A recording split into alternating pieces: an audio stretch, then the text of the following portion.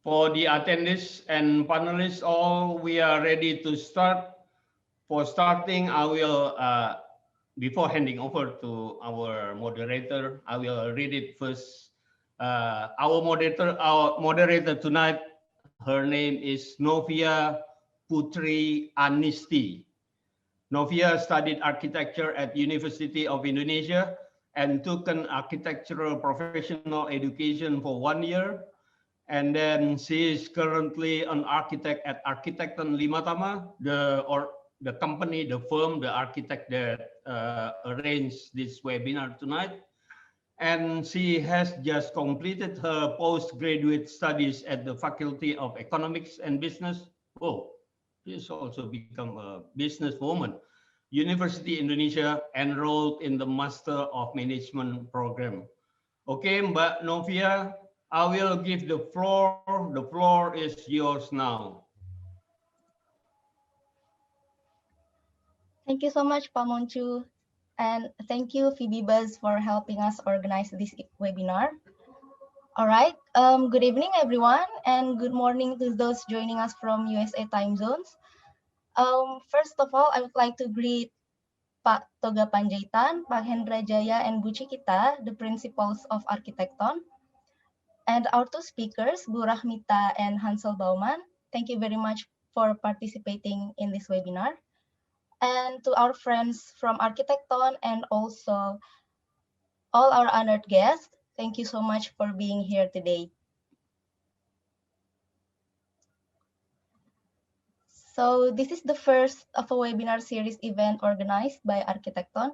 Arkitekton is an architectural firm founded in 1996, which since then has accomplished many projects in various cities in Indonesia, most of which consist of commercial, hospitality, and office buildings. And with this webinar series, in the framework of its 25th year of work, Arkitekton is trying to explore topics that promote sustainability and open discussions that are expected to contribute to the next step of its course, and by all means to the development of architecture in Indonesia. Okay, so maybe let's have a look at the following video first.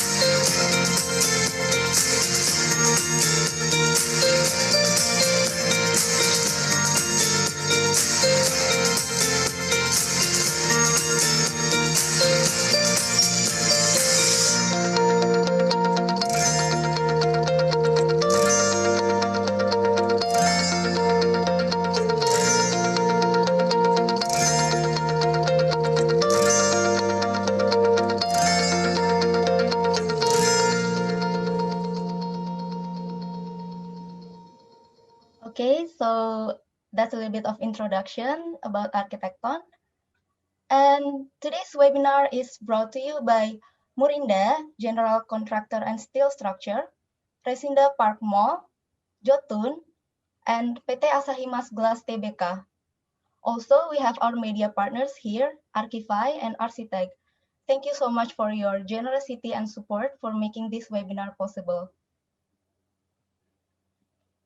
Okay, so to maintain online decorum, all participants will be muted for voice hearing during the presentations. Communications is possible only via the chat, but we are very keen to receive questions from all of you on the Q&A panel or via live chat on YouTube. Type your questions as anytime as we go. Please do not use it for other topics or internal discussions. Ask questions concisely, avoid wasting time in lengthy introductions before asking questions. And you may not ask personal questions or non-subject related questions during the event. Do not close your session or log out during the webinar. You may leave anytime in between, but your relogin may not be connected as it may interrupt the system. So you can log out after the event finishes. The presenters can choose to accept questions from attendees and answer them just in the Q&A session at the end. We as hosts will follow the chat during the presentations. If there are questions of general interest, we will ask the speaker to answer them directly after the presentation for everyone. All the other questions will be answered afterwards. We record the meeting and save the presentations. Everything will be available later on. So enough with the intro. It is my greatest pleasure to welcome our two speakers here who are experts in this field. Our first speaker is Ibu Rahmita. Bu Rahmita has worked as an architect or interior designer for 25 years and as a lecturer or researcher for 15 years. She is a lecturer now at Universitas Mercu Buana, Jakarta. She graduated with cum laude predicate degree of architecture engineering at UMB, then got a scholarship to continue her Master of Design at Institut Teknologi Bandung.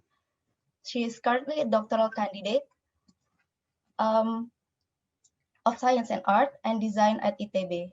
She has a hearing impairment since birth and wears hearing aids. But apart from that, she, being the founder of Sejira Deaf Foundation, is actively upholding the equality of rights for the deaf community and also providing support for them to thrive in the society. She has contributed in several articles or journals by providing tips on how to create a deaf, people-friendly environment.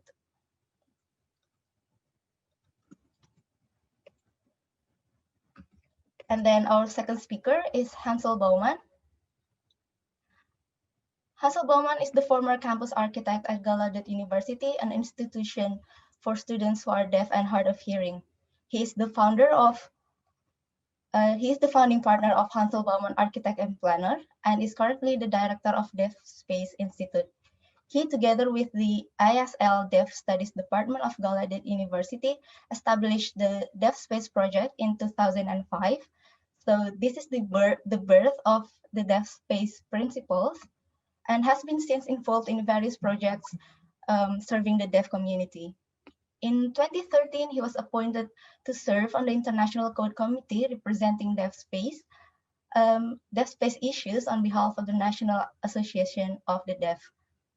He has also been featured as a speaker at 2014 TEDx and the Smithsonian Institution's 25th anniversary celebration of the Americans with Disabilities Act in 2015. He earned the International Association of Universal Design's 2015 Gold Award for the DeafSpace Design Guide. Hansel Baumann explores DeafSpace as a vernacular architecture for a more sustainable and livable world.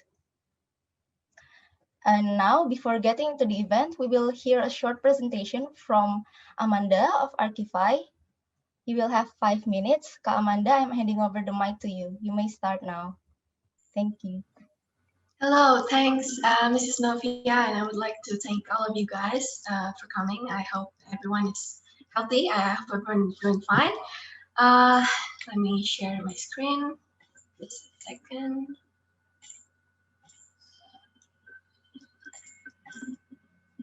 So I would like to say thank you for giving us a chance to share a little bit about Archify. Archify is actually all-in-one platform, all-in-one digital platform where you can search, find, and also spec your product and also elevate your design, all for free. So the main idea is here at Archify we connect three stakeholders in the construction industry. First, we have design professionals, architect and interior designers, and then we have property owners and also product suppliers. So these three, we connect these three, creating some kind of ecosystem in the website. And not only Indonesia, we are also available in some other countries in Asia Pacific. We also like Singapore, Malaysia, Australia, New Zealand, and also Philippines. So you can search building materials from Indonesia and all of the country. So what's on Archify? The first thing you can do on Archify is actually you can search thousands of products. You can search the product you need, and then you can ask questions regarding to the specific product that you're searching for, and also download all the documents needed for each of the product. So make sure. So if we go to archify.com, so here are the landing page of Archify.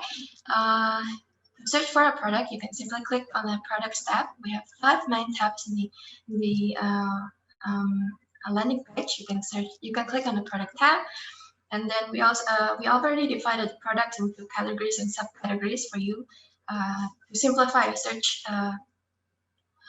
simplify your process of searching products.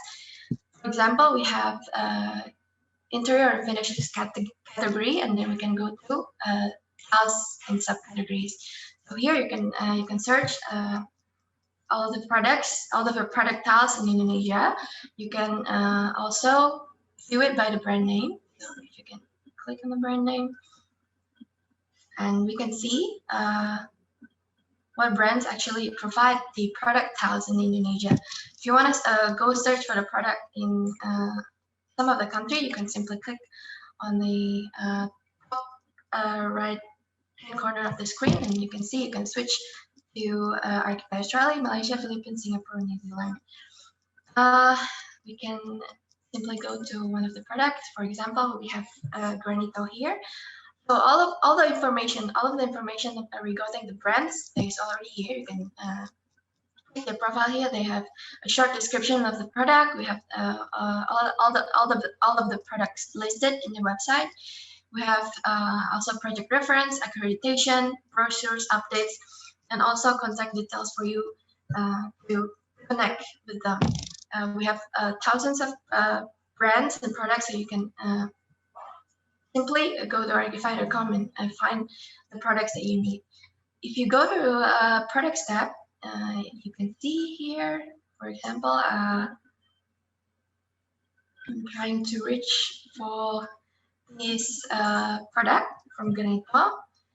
Here you can see on the bottom of the photo of the product, we have already provided all the specification. We have general specification, technical specification, certification, size, and all that. You can also send messages to them if you have any further questions regarding the product, or you want to request for a meeting to talk further about the products. You can also simply click on the meeting request on the right side. So I think that's all for the searching for products. Not only that, we also have a design tools that can help you simplify your design process. First, we have my library feature. So this one is actually a saving feature where you can save all of your favorite products to my library, and then you can detail all of the products needed for each of the product that you are actually working on with the design folder. And we also have online mood board, so you can make on a mood board here on Archify. Here are some of the examples of the mood board that you can find and you can make on Archify. It's very simple because all of the photos of the products is already here, so you can really focus on picking on what kind of products that you really want to create your ideas on the mood board. And lastly, we also have a spec sheet feature. Here are the example of the spec sheet that you can make on Archify, and it's just one click away. It's very simple. You can simply save all of the products needed, and in one click away, you can get the specification information collated into a sheet like that. And lastly, as I already mentioned, you can search for products. You can also use our design tools, and lastly, you also can showcase your practice or upload your portfolios here on Archify to build a relationship with clients, also for free. Lastly, we also have Archify Now. Archify Now is actually a blog where we will upload a article or like insights or like a product news to keep you up to date with what's happening in the industry. So yeah, I think that's all for me, and yeah, happy exploring. Back to you, Ms. Novia. Well, okay, thank you so much, Amanda from Archify for your presentation. And now we will start the event right after these videos.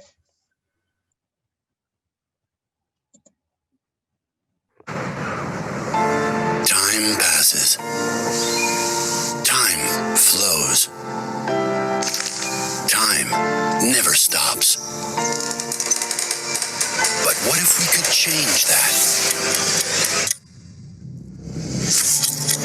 Erase the traces of the past. Heal the wounds. Reverse the disruption. Let history, nature, and ideas live forever. And leave them to the next generations, beautiful as they are. Or what if we could see the future? Travel thousands of miles in a few seconds. Explore the possibilities that life might come up with.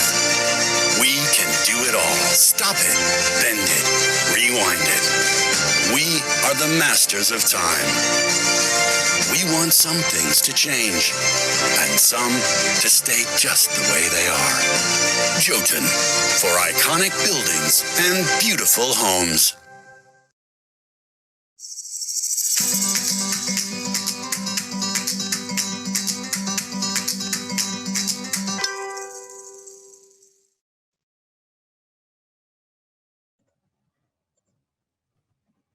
All right, without further ado, let us start with an opening remarks from our friend Mutia Rindiani, an architect at Arkitekton and the author of Mata yang Mendengar, or The Eyes That Hear.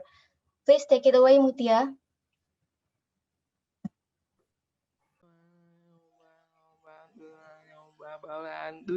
Waalaikumsalam warahmatullahi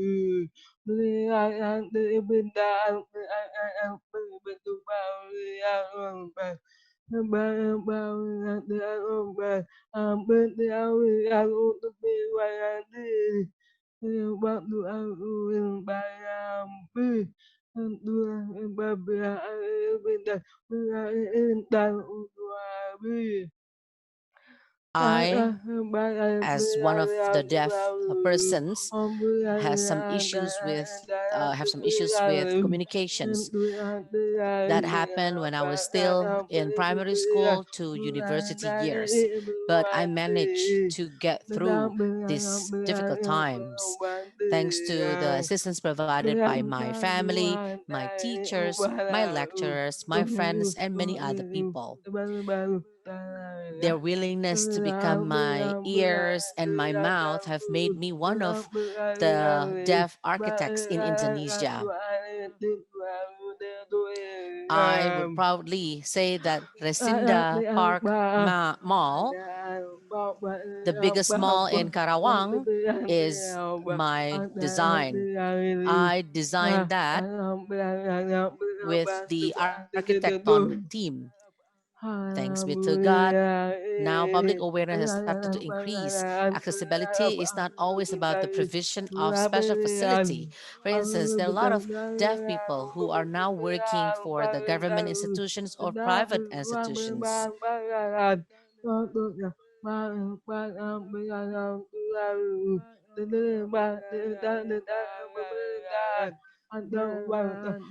are a lot of people who are now learning about the sign language. Transjakarta even provide a special officer who will be willing to help the deaf who experience difficulties. Several universities now open a disabilities center, and this world becomes a very friendly place for us. However, there's one thing that is not yet met, that is building accessibility. For us, building accessibility is more than just sign, but it's more than that, it's beyond that. For instance, the layout, it should be made a lot simpler and easily recognized. That's the reason why I promote the deaf space through my book called The Hearing Eyes, which was published in 2012. Deaf space is not only about building accessibility. The deaf culture identity, the unique identity of the deaf culture should also be considered. Our eyes is our biggest strength. I am very happy to be here to attend this webinar. This is very important webinar for us, the deaf community. It is my expectation that after this webinar, you will all know about a more deaf-friendly architecture. This webinar, you will all know about a more deaf-friendly architecture. Thank you. Waalaikumsalam warahmatullahi wabarakatuh.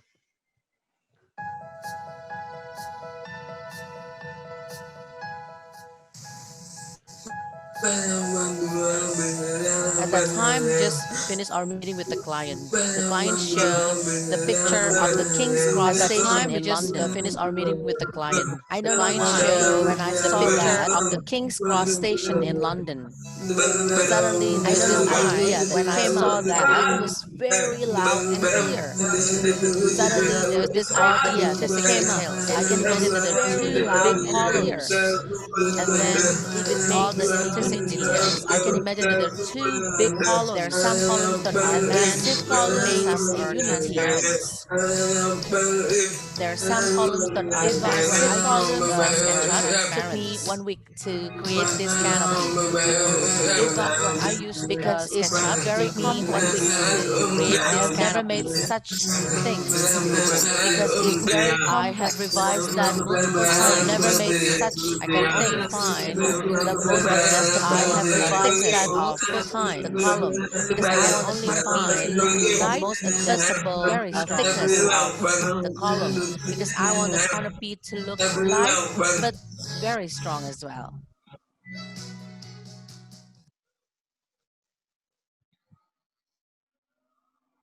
Thank you. Thank you very much, Mutia, for your greetings. That was very touching. And Now we have our special guest, Pak Johannes Irawan, as the President Director of PT Bukit Muria Jaya Estate, which one of the projects is Resinda Park Mall. He would like to give a little testimony for Mutia. Please, Pak Johannes Irawan.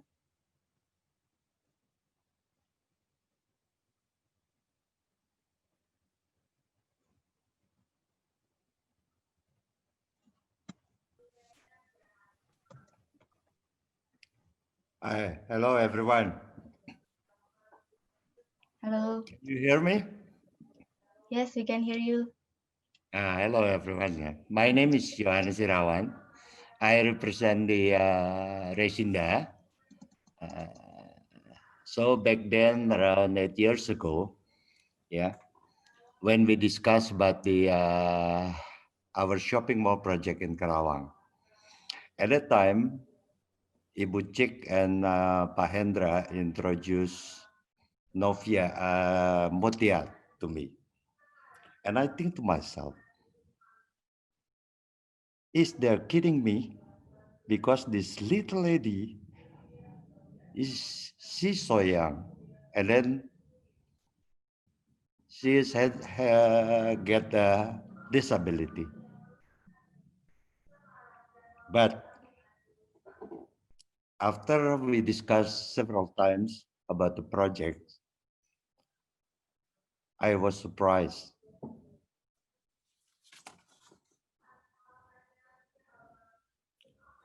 Because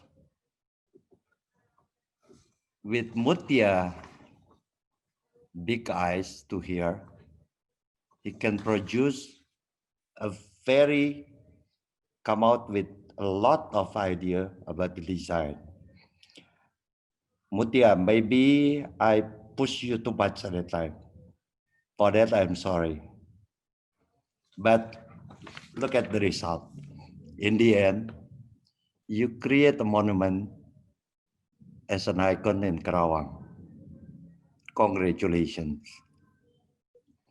And again, last but not least, happy 25th anniversary to Arkitekton 5. Thank you.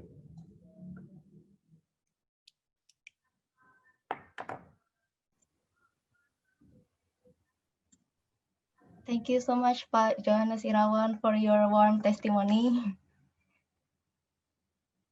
Well, okay. To complete this session, here's a video from Resinda Park Mall and Murinda, the contractor involved in the project.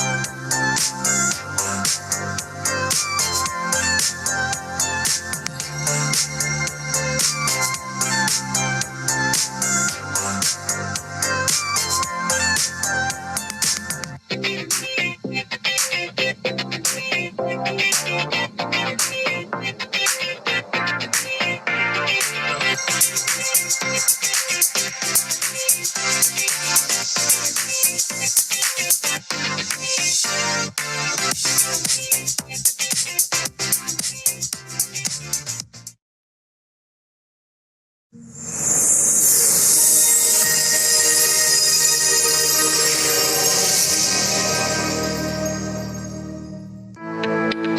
Morinda Iron Steel is the leader in construction. In 1974, Morinda was established. In 1997, despite the prolonged monetary crisis, Morinda increased production capacity to 20,000 tons, earned revenue of 1,000 billion rupiahs per year. Over 45 years, Morinda has worked with many foreign contractors and has received a lot of transfer management. Morinda Services and General Contractor. Morinda Services and Steel Structure.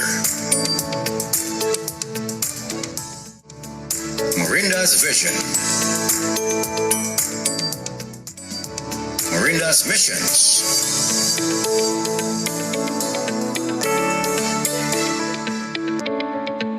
Morinda's Values. Our certifications. As a core value to us, quality is maintained in all aspects of the project as value is created in each step we take. To fulfill this commitment, we implement ISO 9001-2015 Quality Management System to increase company's efficiency and effectivity. OSAS 18001-2007 will become ISO 45001-2018 in 2021. Mitsui Engineering and Shipbuilding Central Java IPP Project 2x 1,000 megawatts coal-fired power plant on contribution to project safety achievement of 6 million man-hours without lost time injury. Our workshop for steel fabrication. PT Morinda Iron Steel is Indonesian pioneer on export of engineering product. Morinda has their own steel fabrication workshop, which is located at Subang, with a production capacity 2,000 to 2,500 tons per month. So, let's take a look. Morinda's general contractor projects. Office, plant, warehouse, and external works of Jakarta Greenfield for PT HM Sampurna Tbk, located in Karawang, West Java, was completed in 2009. Building SKM Unit 5 of PT Gudang Garam Tbk, located in Kediri East Java, was completed in 2015 with total area 49,300 square meters. Indofood Blending and Packing Factory for PT Indofood CBP Sukses Makmur Tbk, located in Palembang, South Sumatra, was completed in 2019 with total area 32,000 square meters. Hangar Hang Nadim of PT Lion Mentari Airlines, located in Batam, Riau Island, was completed in 2014 with total span 80 meters times 200 meters. Factory of PT Salim Ivomas Pratama, located in Jakarta, was completed in 2010 with total area 27,000 square meters. Jakarta Integration Base main building of PT Schlumberger Geophysics Nusantara, located in KITIC Delta Mas Bekasi, was completed in 2015. Gudang Garam Headquarter Building of PT Gudang Garam Tbk, located in Jakarta, was completed in 2012 with total area of 65,250 square meters and 25 stories of floor. Sinarmas MSIG Office Tower of PT Duta Anggada Realty Tbk, located in Jakarta, was completed in 2012. Resinda Hotel Karawang, managed by Padma Hotel, located in Karawang, West Java, was completed in 2015 with total area 61,500 square meters, 19 stories of floor, and 2 basements. Building works of Palembang International Airport Sultan Mahmud Badarudin II, located in Palembang, South Sumatra, was completed in 2005. Resinda Park Mall, located in Karawang, West Java, was completed in 2016 with total area 160,000 square meters, 4 stories of floor, and 2 basements. Ammonium nitrate prill plant for PT Rekayasa Industry, located in Bontang, Kalimantan, was completed in 2011. Tanjung Jati B Unit 5 and 6 or Java 4 coal-fired steam power plant 2 times 1,000 megawatts, located in Jepara, Central Java, was completed in 2020. Central Java IPP project coal-fired steam power plant 2 times 1,000 megawatts, located in Batang, Central Java, was completed in 2020. And now, let's take a look at Morinda Steel structure projects. BCA Office Tower of Grand Indonesia, located in Jakarta, was completed in 2007 with 52 stories of floor using 4,000 tons of steel. Shopping mall extension of Plaza Indonesia, located in Jakarta, was completed in 2006 using 3,700 tons of steel. Structural steel for Puri Matahari Tower, located in Jakarta, was completed in 2014 with 25 stories of floor and 2 basements using 3,410 tons of steel. Structural steel of Indonesia Convention Exhibition or ICE, located in BSD Tangerang, Banten, was completed in 2013 using 2,600 tons of steel. Structural steel for SCBD Lot 10, Grade A office building, located in Jakarta, was completed in 2016 with 42 stories of floor and 6 basements using 14,550 tons of steel. Structural steel for NPP office building project, located in Jakarta, was completed in 2021 using 17,500 tons of steel. Morinda, a long tradition of innovative construction.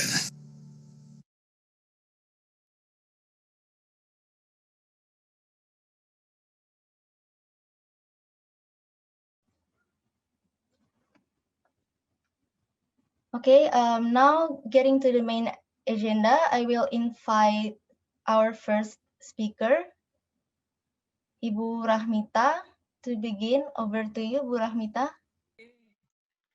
Terima kasih. Assalamualaikum warahmatullahi wabarakatuh. Sebentar ya. Warahmatullahi wabarakatuh.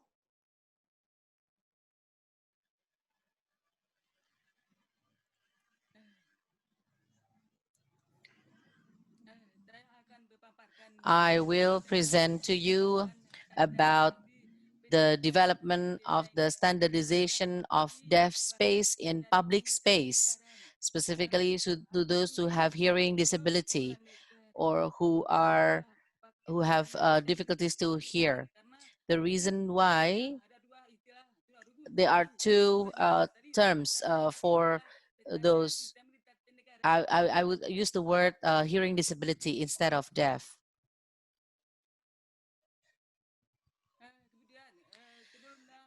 Before that, I would like to share with you a little bit about the reason why I'm very interested in the architecture. In 1987, I saw a movie called Children of a Lesser God. And then the actress there was Marlee Matlin. She is a deaf woman who received the Oscar award. I was wondering why the director was creating this film. In this particular film, she was in a home, and then whenever people are coming in, they will touch the alarm. And then there's a blinking light, and then she opens the door, and then the space is open. You can see all of the spaces inside the house. There's no wall because you will be able to interact with people in that room easily. And then they use a blurred window for their door instead of closed door. So we can try, I think. We can try now. Okay. Like this. Twice, please. Okay. So, my house, we also use this kind of design. So that's the reason why I'm interested to this issue. And for the deaf in Indonesia, we still have difficulties, especially in the public space. We experience the autism because there's no regulation on the physical design space for hearing disabilities. Autism is a discriminatory and stereotypical treatment perpetrated against those that have hearing disabilities. Autism in public space forces hearing disability to adapt with the preferences of hearing people. Perkembangan, bentar dulu.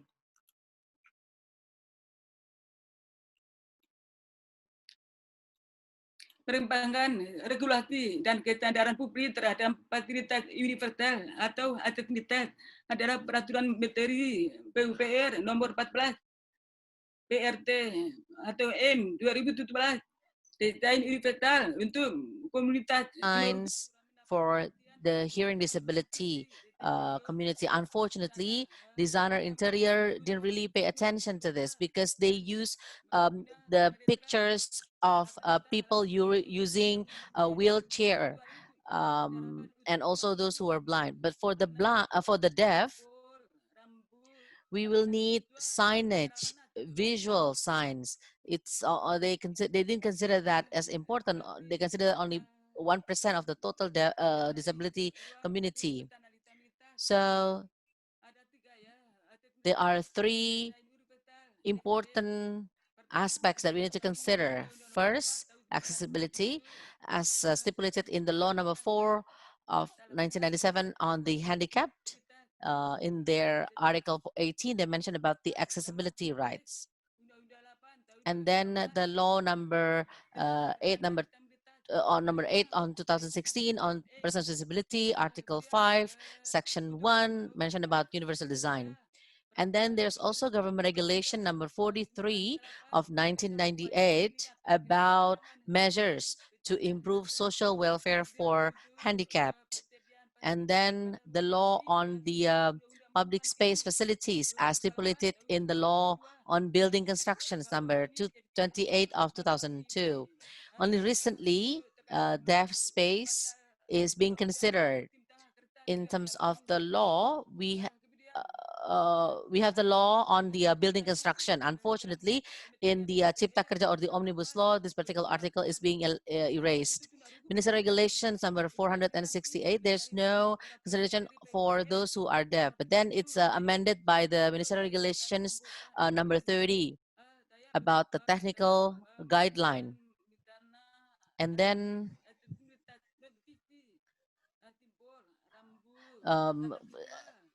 like the use of the visual symbols, etc. I knew nothing about that. And then there is also Ministerial Regulations number 14, PRT M 2017. At that time, I was part of the drafting team. I was involved in the FGD organized by the Ministry of Public Works. I told the Ministry of Public Works saying that I want you to consider more about the deaf community to accommodate the design space required by the deaf community. So they have to look it up. They have to search it up about this deaf space, but they still implement the old regulation number 30 of 2006. So even though they've organized FGD with the Ministry of the Public Works in 2019, I was the head of the drafting team. I invited people from the Indonesian Architect Association, Indonesian Interior Designer Associations, and then officials, and they're trying to accommodate the suggestions with these new ministerial regulations. They are afraid that the public or the relevant parties, in this case, the architect, design interior, they will not be able to see the needs of the deaf. They only consider those who are using wheelchair, but I don't know whether it's going to be separated or not. If it's separated, they may not be able to see the needs of those who are deaf. So For accessibility, there are 4 access: safety, independency, and then the universal design. There are 7 principles of universal designs, and then 5 principles of DeafSpace. I tried to bridge these 5 principles of DeafSpace, 7 principles of the universal designs, and 4 principles and 1 accessibility using the integrated architecture concept to generate a more sustainable interior architecture. As you know, there are 17 objectives of the Sustainable Development Goals with 169 targets expected to be attained by 2030. I think you can just Google this up about the 17 objectives and 169 targets. Let me give you an example. There are 7 principles of universal design: equality use of space, safety and security for all. And then 5 principles of this space: the sensory outreach, space and closeness, mobility and distance. I would say yes. So I showed them all of these 5 principles. The 7 principles were coming from the Ron Mace in 1997, while for the 5 principles of DeafSpace, I adopted that from Bowman in 2005. And then 4 principles and 1 accessibility is actually coming from the Ministry of Public Works. So the total population of persons with disabilities in Indonesia who are over 10 years old is 45.1 million, or 8.56% of the total population in Indonesia. Those who have hearing and communication difficulties or impairment is 10 million people, around 10 million. And it increases quite significantly. As the consequences, we need to accommodate space for them so that they will be able to perform their daily activities. We have to ensure the balance between accessibility of physical, the public services, education, job opportunities in order to meet those who have hearing impairment or hearing disabilities. So there are 2 definitions of people with hearing disabilities. Those who have difficulties to hear and communicate. So they would rely on visual interaction in order to get what the other person is trying to say. And the second one is disability that is not visible, but those who are deaf, they'll be able to complement their weakness by using their vision or their vision ability. These are some of the characteristics of hearing disability for communication modes. Those who are deaf, the reason why, because we have different cultures. There are 5, and most of them, they have the same needs: to write, to read, sign language interpretation, and visual media. And they will be able to see the deaf who cannot speak but cannot sign, and then deaf who cannot hear, no sign, and then combination, they can sign but they can also speak, but there are also deaf who cannot speak but they can sign, and then who have hearing difficulties, like those who have hearing disabilities, they can read lips. And then what is DeafSpace? DeafSpace design that appears as an architectural design strategy that try to accommodate the needs of hearing disabilities. DeafSpace is a concept of architectural design that are suitable to accommodate the hearing disability, because they need to communicate visually, and they should have an unobstructed visual orientation or line of sight. DeafSpace is not only used by hearing disabilities, but all users, non-disabled, those who use a wheelchair, pregnant women, the elderly, who experience the space. So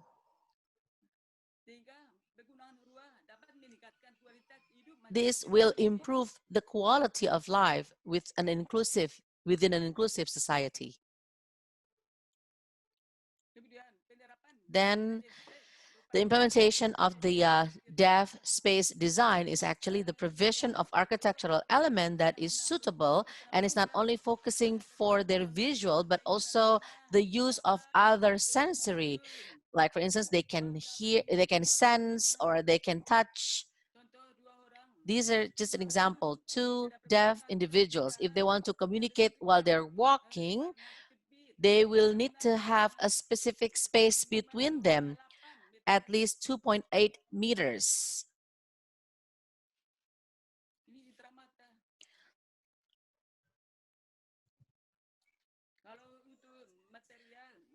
For the materials,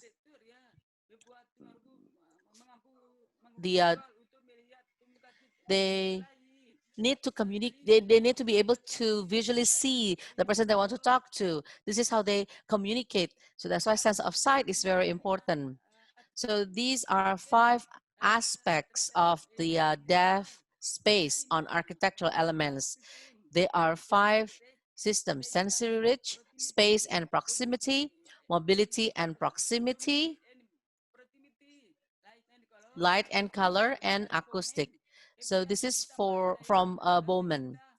And then there's also automatic doors. That's part of the sensory range. So that's from Bowman and Worrell. And then these are the needs of those who are deaf. So what are their sensory needs? And glass doors, that's considered to be part of the sensory reach.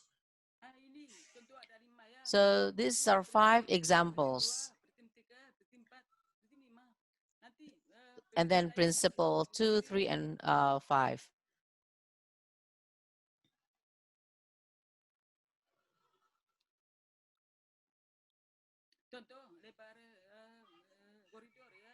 This is to show you a width of corridor. If they communicate between one another, you can feel that they're not comfortable. So that's why this is the design solution. So that the deaf, they can continuously communicate until they get into the entrance. The width of the corridor inside the space, in a space, should be much wider, because whenever there are some people who are going to walk, and then you might run into someone there. So they need to have bigger space so that this will accommodate them too. So this is the corner. So this is to enable those who are deaf to identify whether there's another person who is going to come out of that particular corner. So we'll see a video after this.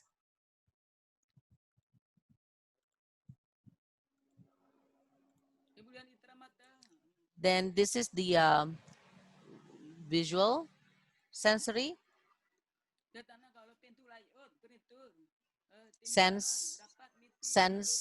Smell sensory. If you go to the university, it's usually U-shaped, but for us it should be on circle so that we can see all of you in the freely. So if not, then we have to move to the left or to the right. So it's not that comfortable. So that's why we need to accommodate their needs as well. For the smell sensory, when you communicate with their lecturer, for instance, you will have to read their lips. So that's why they need to have very good lights.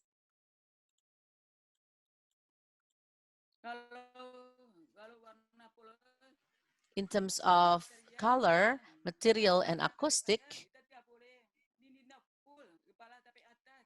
So we shouldn't build a room with a full wall up to the ceiling. You shouldn't use dark colors. It's difficult for you to communicate with others. It's going to be difficult for us to interact with one another. And then for the acoustic, the space here, the materials used to. So it should be soundproof. So they will not be able to concentrate. But for deaf, they can use the device. It's better for you to use the acoustic, a good acoustic. You need to also consider the height of the ceilings. And you will also consider the soundproofing. So you need to have like a glass door so that the deaf will be able to see who's inside. That's way of us communicating. And then the vertical and social interaction connection design. So if there is no void, if there is a fire, for instance, you will not be able to know what happened. So that you need to have a void in the space.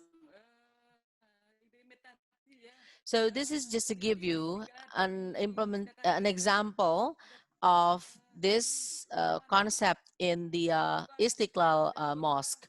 So there's an open space. When you see the preacher, you'll be able to see the person. And those who are from the second or the third floor will be able to see that too. And then this is the ablution place. Before the renovation, it looks like this. But now they have renovated the ablution place and it looks like this. So, and then also the exterior space, such as the garden, etc. So it can be utilized by anyone, by everyone. Again, DeafSpace is applying DeafSpace to landscape. So you will be able to Google it up.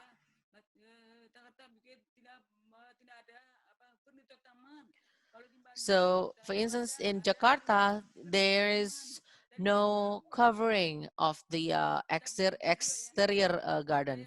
So now I'm going to show you a video. The location is in Bandung Institute of Technology.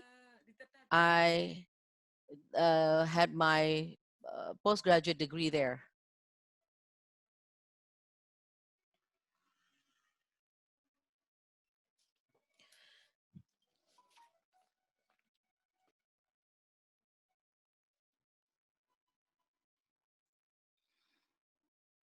The pathway widths.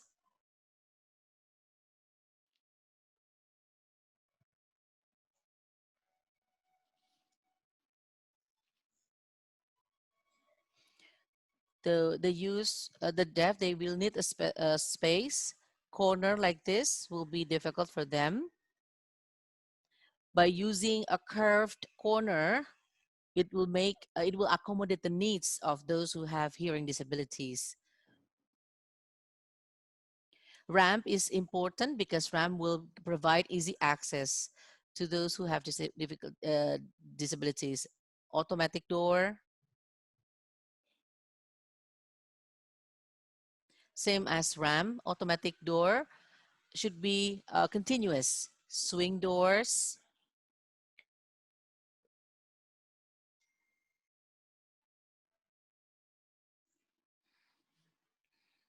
When you open the door, it should move towards inside of the room, not outside. Space, they shouldn't use a solid door. It should be a glass door. Connectivity, visual connectivity. You'll be able to see from the second or third floor. So there is a connection, vertical and horizontal visual connection.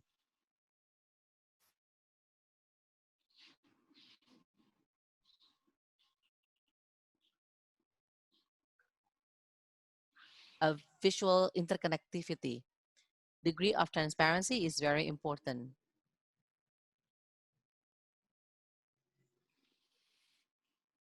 by using frosted, tinted, or obscured glass that will be that will give a very different experience for those who are deaf.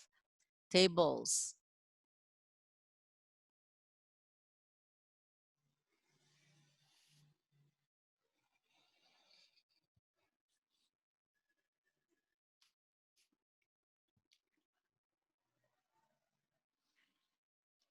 A circle-shaped table is required.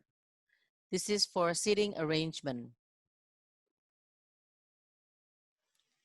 So that's why circle table is required, because otherwise the deaf will not be comfortable. U-shape is quite effective in providing equal visual access. Seating arrangement.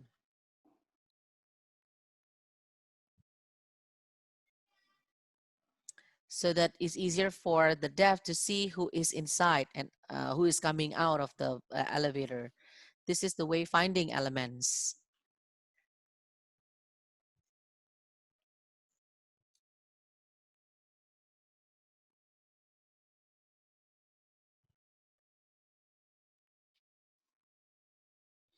To give you a sign element, reduce a glare.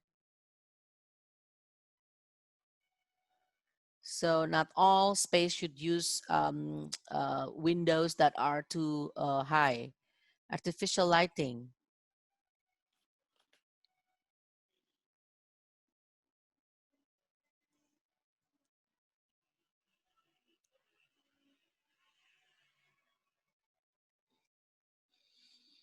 The users is communicating using sign language. They need anthropometric. This is the colors used. Overall, the color should be a soft and natural color. The deaf rely on visual when they communicate using sign language.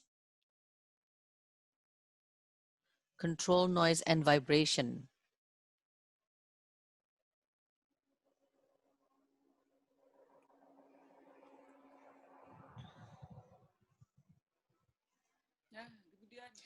So this is how we implement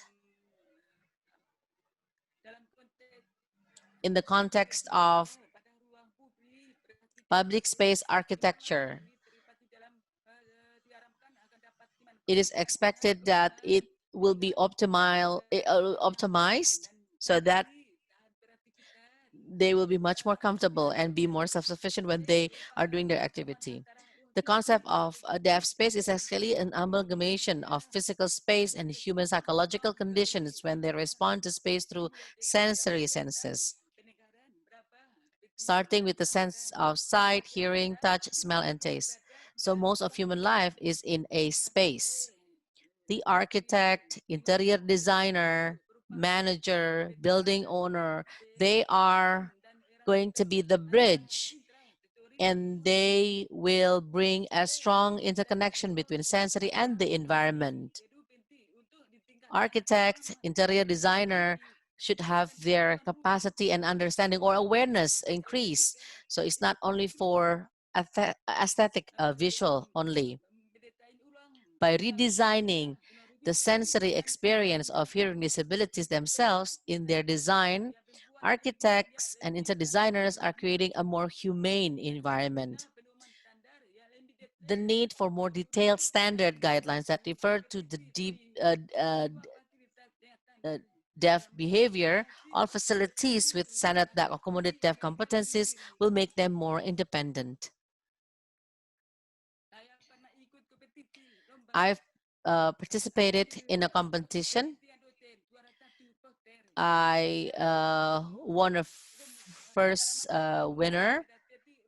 The experience of deaf students in the communal space in Universitas Mercu Buana.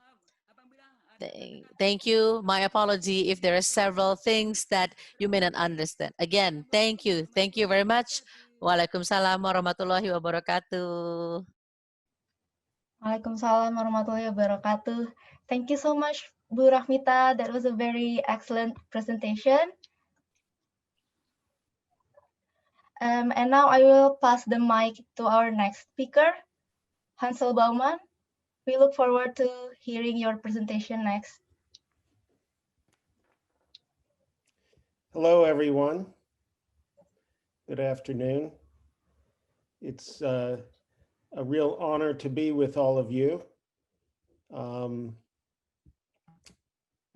And what a great presentation, Rashmita. It was very wonderful work. I would like to share with you a presentation today that is a bit of a different experience. Rashmita can share with you a lived experience.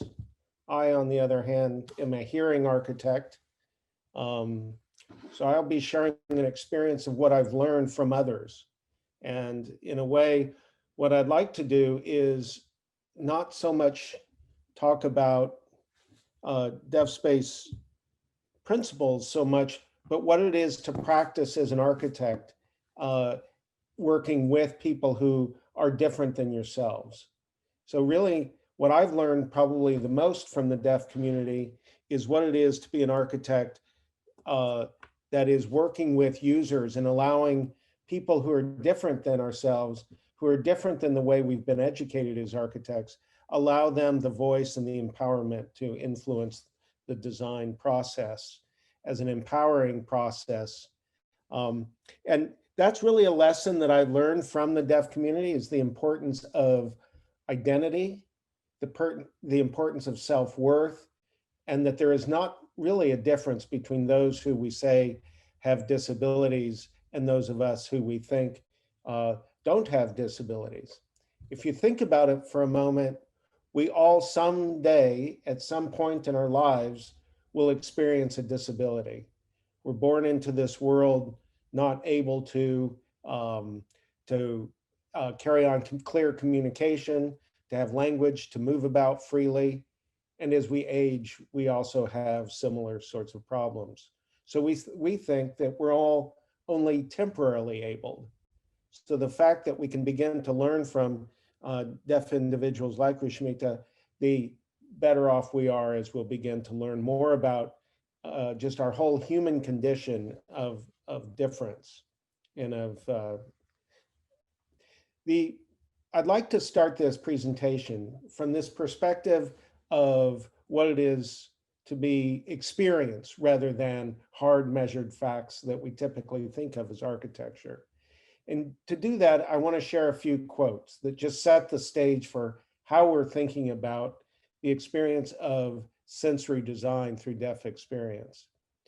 The first thing to point out is the most obvious thing ever, but we often forget about, which was a quote from Le Corbusier, the fact that the occupation of space is the first proof of existence. In other words, how we occupy space has a major impact on how we think and feel about ourselves.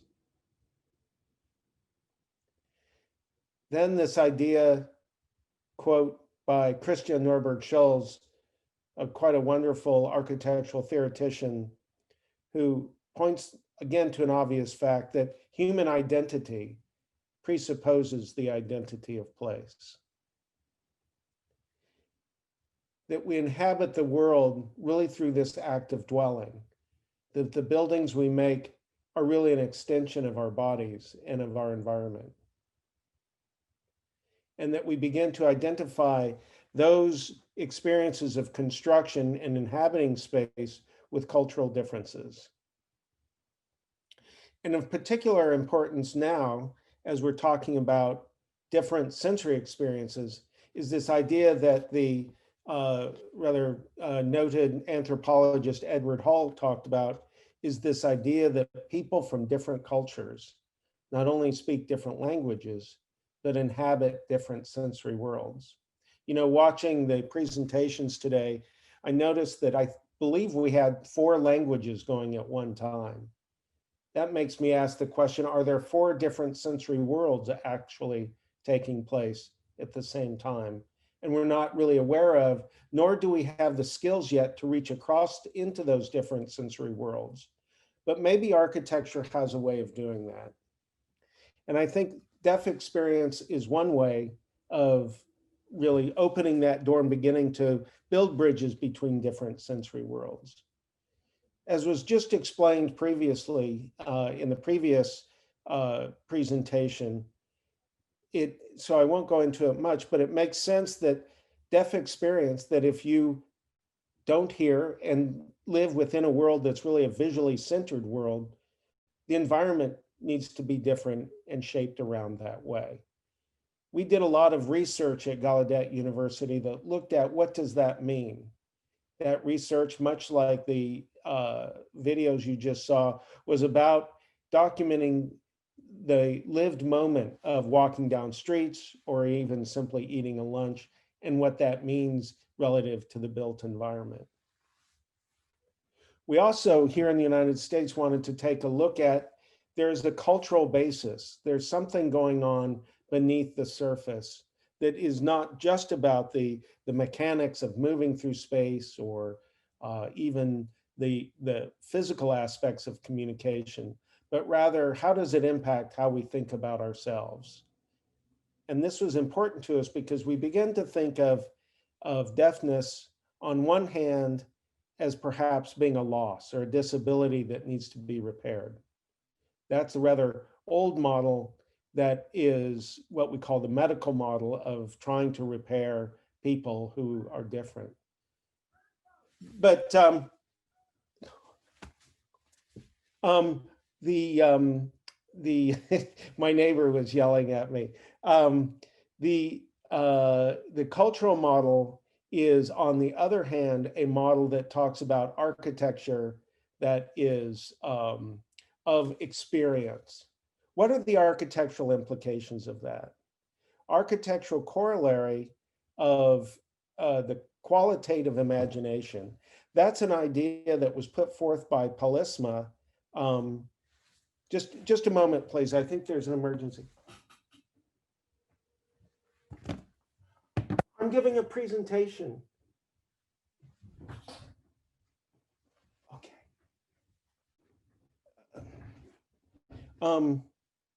Sorry, I think there's an emergency outside. Just a minute. So I'm sorry for the distraction. There was, back to what I was saying. The empathic imagination is this idea that is much more the DeafSpace idea, where we're thinking about designing buildings that are buildings to be inhabited. Those buildings, it's about experience, not about building an object. So often we've been educated in our profession as architects to think about buildings as objects to look at rather than to be in.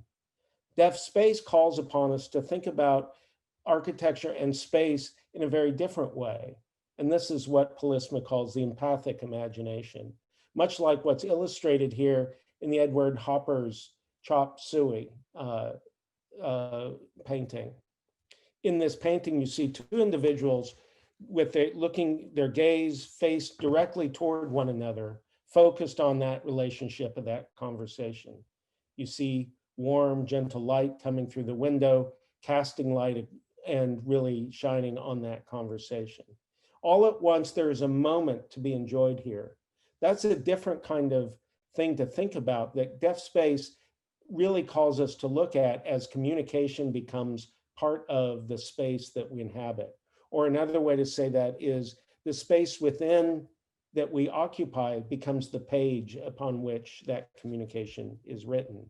A very different attitude and kind of perspective than thinking about buildings as sculptural objects.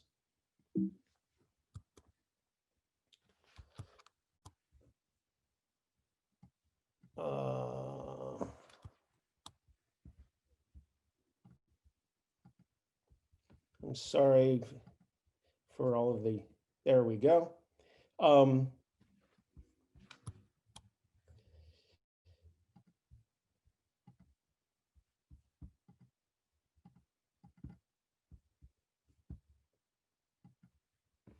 So we took these ideas and we began to apply them at Gallaudet to a number of projects. And really the first project, again, this is work that's been inspired not by architects, certainly not by myself, but rather by the wisdom of the deaf individuals at Gallaudet.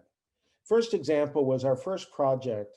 When I arrived at Gallaudet in 2005, they had a group of people pictured here on the lower left that were the individuals who had this vision that there could be such a thing as an architecture that expressed the experience of what it is to be deaf. Their first question was this: if no one was around, how could you tell Gallaudet is a deaf place? As you can see on the left side, there is the iconic building of Chapel Hall, Gallaudet University. On the right side, there's Memorial Hall, which is a similar iconic building, but at Harvard. You can see the similarities, and in a way you would have no idea what was going on at Gallaudet, that it would be any different than Harvard. The fact that it's a deaf place was invisible. This group of people, through our first workshop, wanted to make that difference visible. They wanted somehow the architecture not just to function, but look different so that it expressed that unique way of being deaf. Through that workshop, we came up with many different ideas that began to look at ways of how we might express buildings differently that really embodied that experience of being deaf. This building you see here was the Sorensen Language and Communication Center, built in Gallaudet in 2000. It opened in 2008 and has been operating ever since. We've learned a lot from this building, and I'll share more about that later. Again, the work that we did to come up with the guidelines that that you just saw referenced earlier came from the deaf community. Children, adults of all different walks of life came together in different workshops to share what their unique experience was. And from that, we conducted then research. One of those research projects I'd like to share with you now is a really transformative experience for us that had to do with the experience of walking along the sidewalk and communicating visually. Again, we saw some examples of this in the previous presentation. What we're looking at here was the work of Robert Servage, one of our top researchers, who looked at the difference and wanted to compare the difference to help those of us who are hearing individuals to understand better what it is to experience a deaf walk. So what you'll see in this video is there are two things happening here. On one hand, the first group you see here are two individuals who are deaf, walking and having a signed conversation here in Washington, D.C. Now, as you'll notice, each individual is wearing a camera, a GoPro camera. So by and large, you're seeing that walk from each individual's perspective. You'll notice almost all the time they had each other in their view. So their point of view was really focused on one another, not so much the path forward. In this version, you begin to see, which is two hearing individuals, you rarely see one another. It's rarely a focus of the other person, but mostly focused on the path ahead. So that begins to raise the whole question around what are visual barriers in a walkway versus, how do you anticipate those tripping hazards along the way? From that research, we began to learn that a lot of the visual cues in the building facades, the graphic images of the rhythm of columns or even the horizontal datums, might serve as a visual kind of marker or wayfinding device that could be used to help people who are not only deaf and walking and talking with one another, but also people with low vision or who might even mostly be blind. You see the use of that kind of idea in the facade of that SLCC in the colonnade here, which provides a really excellent space that's easy to navigate while either communicating with one another visually, or for those who are deaf and deafblind on campus. You saw many of these earlier, just to give you a sense of the general kind of grouping of the different categories of DeafSpace design guidelines we have. We have a set of guidelines that look at visual language, and that'll range from the size of sidewalks to even the background color of rooms where language, visual language is being used, so that the high contrast that's contrasting different skin tones provides that background to increase the acuity of sign languages. We look at different ways in vibration might be propagated through floors and to sense the awareness of oncoming visitors. Or we might even want to dampen vibration from mechanical systems that could be distracting. We also have this idea of socialization and the importance of social life being a visual connection. In this case, gives a really close indication of how one might arrange a kitchen around an island, entirely around an island. So the sink, the stove, even dishwasher, everything that requires a focus of time while in the kitchen is located in that island to allow for the possibility of visual communication during meal prep time. Never in any case would you really have your back to the kitchen other than gathering elements from the storage or from refrigerator in the background. There's space for visual language. We went through some light and color, and also for sensory reach. You already saw some examples for around the corners, some really good examples about that, and then for this idea of the collectivist culture. Now, looking at how those ideas are put into practice at some of our projects in Gallaudet, I want to show you three sort of contrasting projects. And these go in time sequence. So the first one was the Sorensen building, and that was really the first building where the ideas were first put into practice. The second building we'll look at is a dormitory building that was completed in 2013 using an inclusive design process. And number three is a project currently soon to be under construction on the edge of the campus. In that case, it will be an example of how DeafSpace Principles got used in a much more public domain rather than just on the campus. As you may remember earlier, I shared images of this building as the Sorensen Language and Communication building, embodying many of the ideas of DeafSpace. Just to name a few, you can see in the upper left-hand corner a very large open space for visual connection, the diffused lighting coming in from large windows on three sides of the room. You'll notice that the guardrail is glass guardrail to allow greater visual access between floors. On the right, as you look through the glass, you'll notice there's an elevator tower. That elevator tower is a glass elevator exposing the elevator cab to the lobby, allowing for emergency visual communication just in case there is a problem during the elevator occupants riding in that elevator. One of the things about that project, we realized is there was a number of problems that we came across that were unintended. For example, as you look at this large double high space, what you'll see there is a large space which has problems for acoustics. And that those acoustical problems come largely from the aspect ratio of the room and the reflective surface on the top. And that is a problem that comes from the hard reflective surface and the scale and size of the space. If you look at that, then just a moment. Just a moment. Again, there's an emergency outside.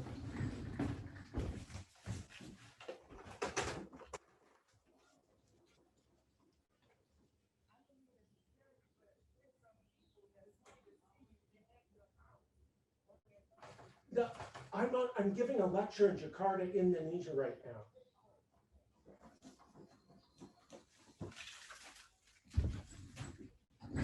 My apologies.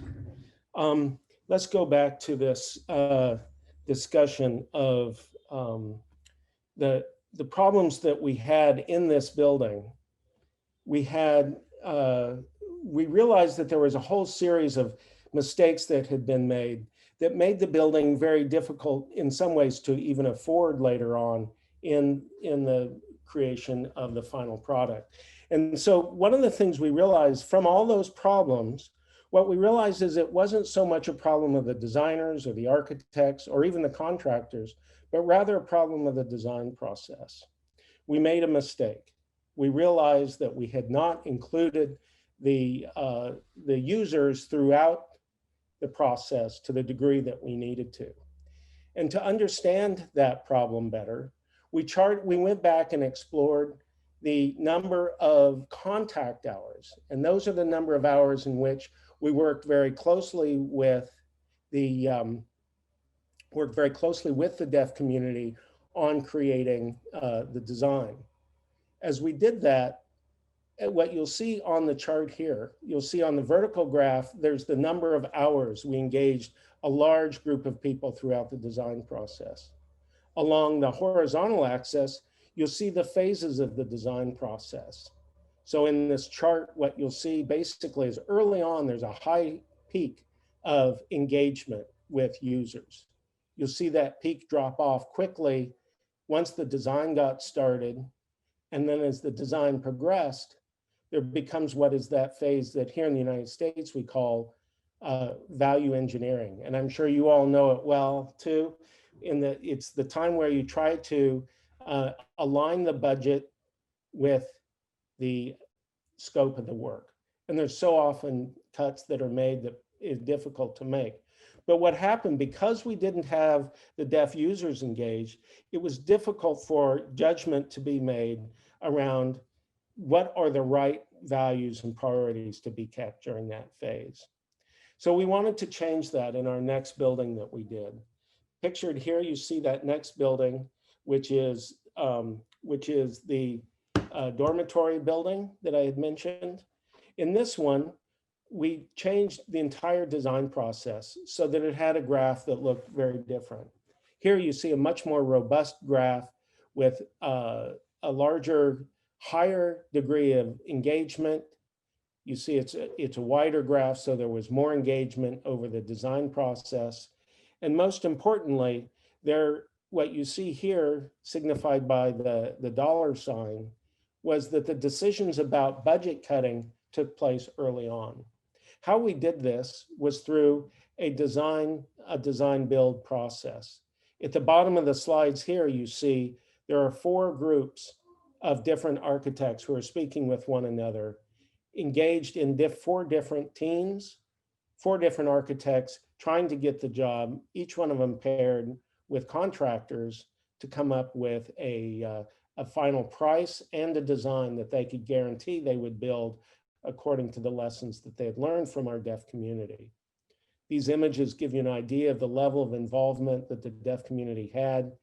We staged over 8 weeks, about 4 different workshops where we had a team of deaf users engage all 4 teams. The result of that process and being engaged in that budget cutting process ended up in this building that appears like this. Again, the dormitory, the upper 2 images I show because it's an excellent example of the kind of space that comes from the success of engaging the users with different abilities, in this case, deaf users. On the left, you see the space we call the terraced lounge. On the right is also the terrace lounge. And you can see that they're occupied in 2 very different ways. On the left, each terrace, each level is an individual grouping that allows deaf people to engage with some privacy. The benches provide a degree of visual privacy that scales different groupings of individuals. Yet on the right side, the slope and terracing of the room allows visual connection to a lecture in the front, where visual connection moving forward to facing forward to the lecturer are all very, without a doubt, some of the finest sight lines in a visually centered lecture hall that we have on campus, and each individual seated comfortably watching forward. That geometry of that room was designed by, or the idea for it was suggested by 3 deaf students in the committee as a way to cut costs. What they realized, the architects came to us and said, you can't afford the building you want. So what can we do? And they put that question, that responsibility of making that judgment, they put that in the hands of the users. They trusted the users to make these difficult decisions, and they came up with some really creative answers. In this case, to collapse 3 smaller rooms with the larger auditorium into a single room that took advantage of that sloping topography and came up with a very successful multi-purpose space. Finally, I'll show you images of a project that we're doing on the edge of campus edge development. Again, this is at a very different scale, but we're proud to say provides us with the opportunity to engage the public realm. Just a quick orientation here in the upper left, you see a map of that space. The map of the space shows you how the Gallaudet campus to the right sits next to what's called the NOMA district. That's a warehouse district that's becoming a new social hotbed as it's being reused into a kind of arts, living, and working community. You see an image of that in the lower left. That's sitting right next to the Gallaudet campus, you see on the right.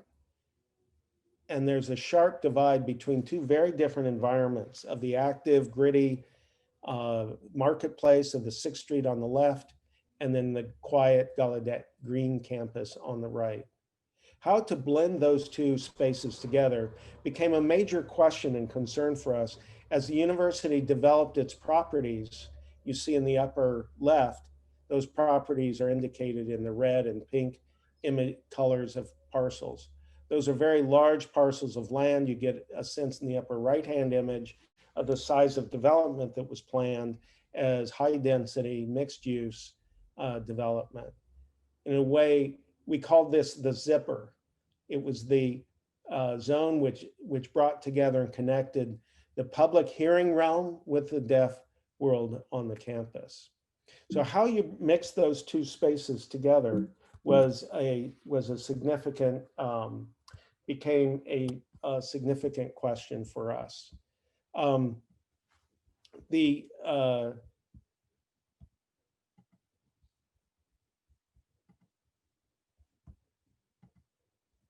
We began to, again, some problems here. Excuse me for a moment while I realign the slides.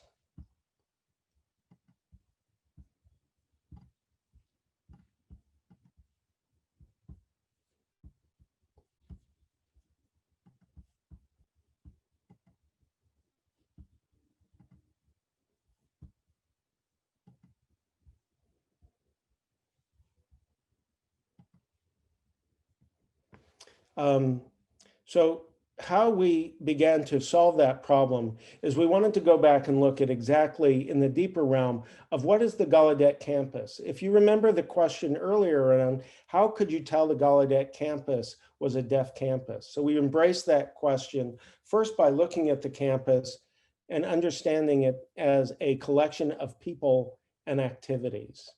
The image you see here, this Hendrik Averkamp painting circa 1615, a Dutch painter painting the life in what was at that time a deaf enclave or a deaf village, where they're looking at the ways in which the deaf people created community together through their visual languages and traditions, in this case, in winter celebrations.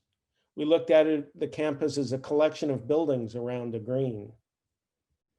And you begin to see that how these buildings and elements populated that green, for many people in the deaf community, began to see this as a kind of metaphor for how deaf individuals stand around in a circle, maintaining that circle for visual communication.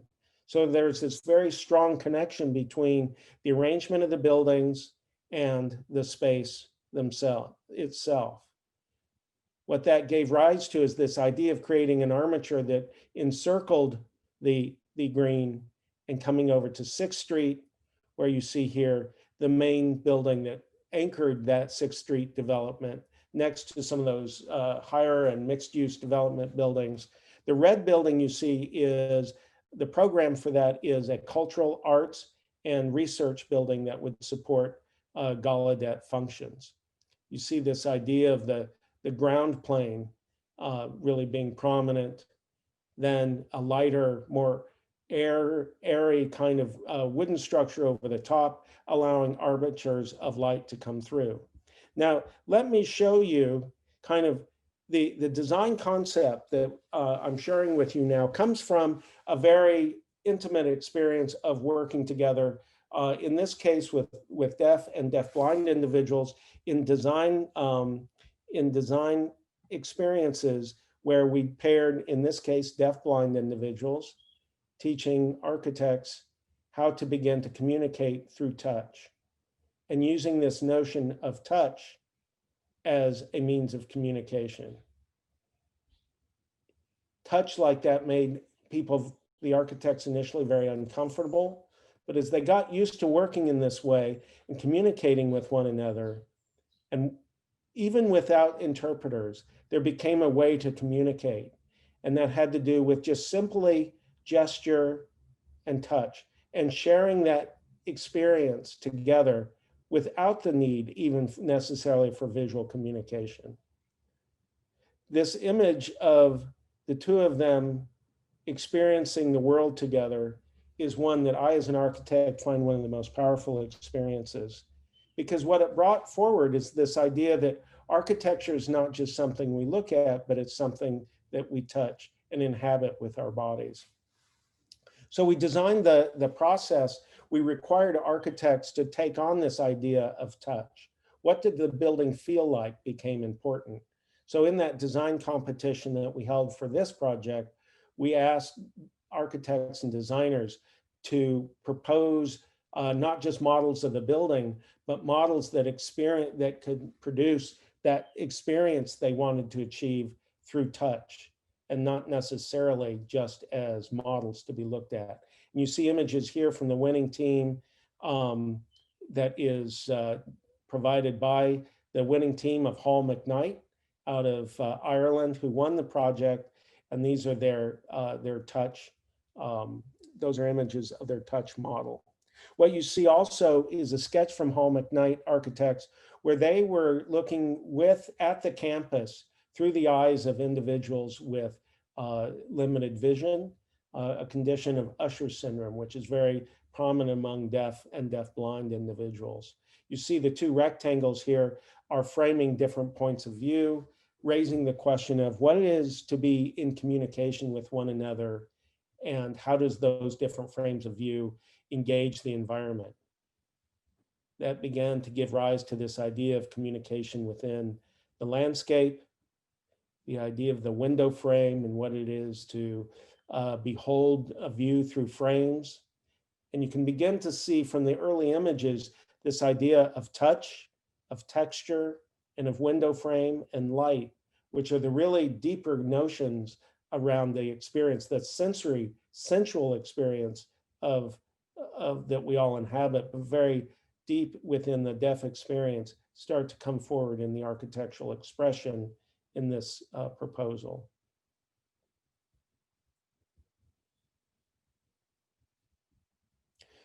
This idea of how people collect and around one another in and of itself is an architectural expression within the deaf world. And you can see that also embodied in this notion of elements or a collection of things, much like the campus is a collection of people and a collection of buildings. And finally, I'll close with images of the entry of the building and the kind of statement it's making as an expression of deaf experience. And with that, I just simply ask the question, what's next, and invite everyone to experience the work going forward with, be it people who are from the deaf community or other disabilities community, with open curiosity and a desire to learn from those clients. Thank you very much.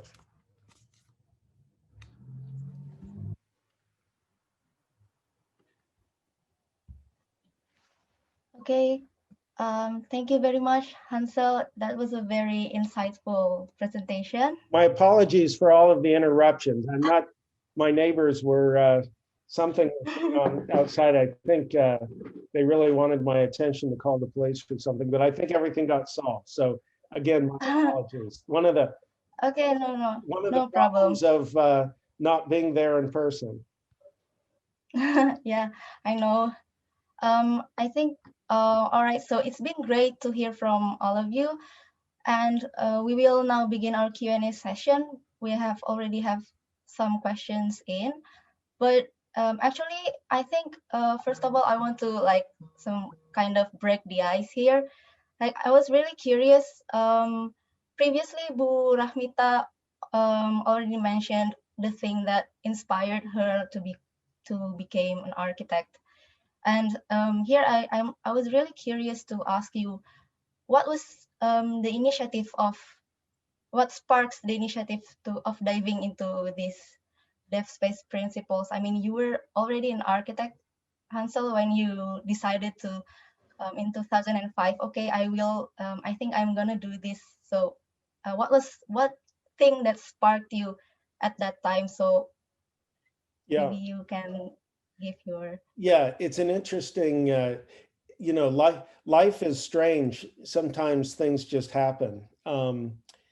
My brother is a professor at Gallaudet University.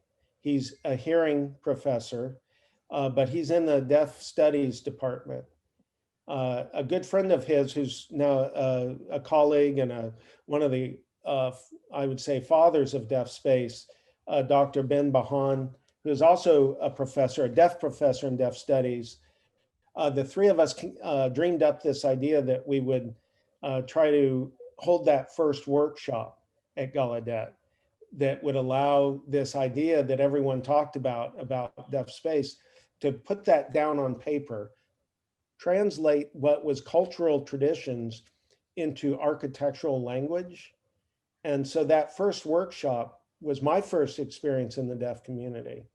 And it was such a profound experience that it just, it basically changed my professional life. And I took a left turn there and just followed through ever since. That was 2005. Well, yeah, it's been 15 years already, and I think your works really speaks volumes. And then right now, Bu Rahmita is trying to do the same here in Indonesia, so more people will become aware about this, especially architects, and then the governments who put on the regulations. I mean, they can be more aware about what facilities they have to provide for their citizens. I mean, that was very good. Yeah, thank you so much. Yes. And then we have some questions here. I think there is two similar questions about what is the impact of from Brion Kasudarman here, and from Niken Rahadiani. I think these questions can be for both of you, Bu Rahmita and Hansel. I mean, Brion asks, what is the impact of the development of smart city to this DeafSpace design guides and principles? I mean, things change, and then we are trying to get into the new modern world with technologies and so on. And what does it give? Is it give like some kind of changes to the DeafSpace design principles? Is that a question for both of us? Yeah. Yeah, I think maybe you can answer first, and then Bu Rahmita can add. Okay. Let me first confess. when it comes, my area of interest has to do with what I call the dumb part of the city, or the dumb part of the environment. The buildings in, and I don't mean to be critical of the movement of smart cities and smart buildings. I think technology in buildings is an absolute wonderful thing that brings us many, there brings many benefits. But for me, my interest lies in the way in which buildings its embodiment, right? It's like the actual physical experience of being in space, of connecting with those elements that we build around ourselves. So for me, I think that DeafSpace in a smart city really still has to pay attention to the very real physical dimensions of the experience that we have in that relationship with the built environment. You know, progressively through augmented reality technologies and so on, there's going to be extraordinary advancements. Probably one of the biggest ones we see happening right now are in two areas, one of which is providing of healthcare and medical services, the ability to have avatars be sign language interpreters in remote hospitals. That's extraordinary. There is also advancing technologies in education and how we know in which, mostly from young deaf babies, the acquisition of language has so much to do with being exposed to a native language in the first 3 months to 3 years of life. In often cases, hearing parents don't know that sign language. So there are extraordinary technologies being developed right now, which are avatars and robots who communicate with babies and enable that very quick access to visual language. So technologies are going great, doing great things, but I think it's really, how does the quality of the built environment support just everyday access to a beautiful place to be? Okay, thank you very much for your answer. Maybe Bu Rahmita wants to add. I'm sorry. I think actually the questions is to answer Rizka Amelia too. She asked about the what changes should architects consider during the 4.0 era. So I think Hansel has already answered that. And Bu Rahmita, maybe you want to answer from your points of perspective.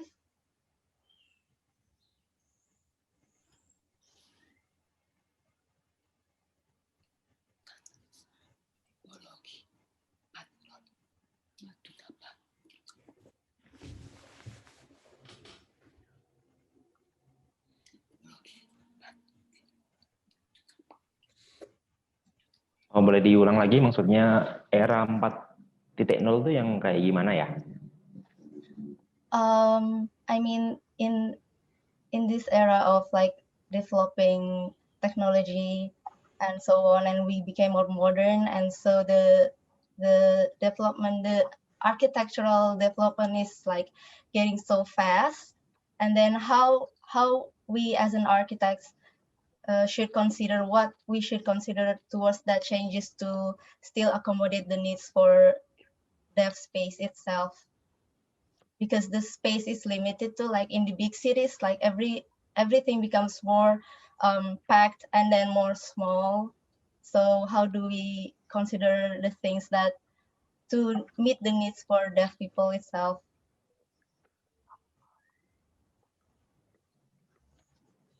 And then how we design the spatial zoning between space and rooms regarding the architecture itself.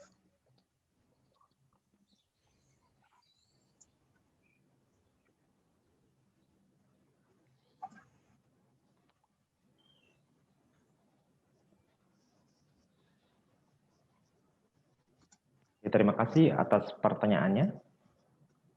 Oke, saya akan menjawab yang pertama mengenai teknologi yang terbaru, yaitu di era 4.0.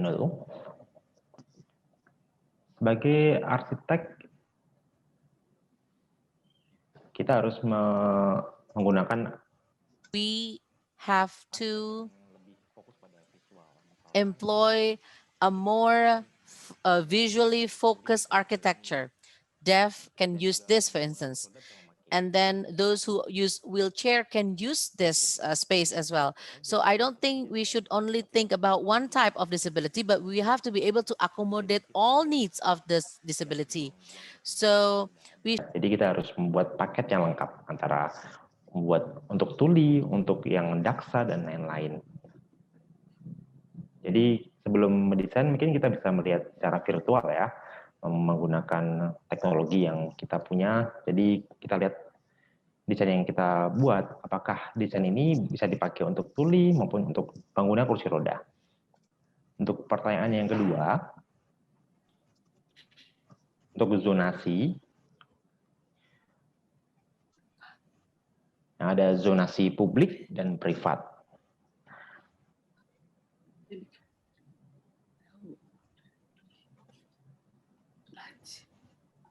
Nah, untuk yang zonasi ini, jadi kalau saya pikir sih yang terbuka ya, jadi tidak harus yang masing-masing tertutup.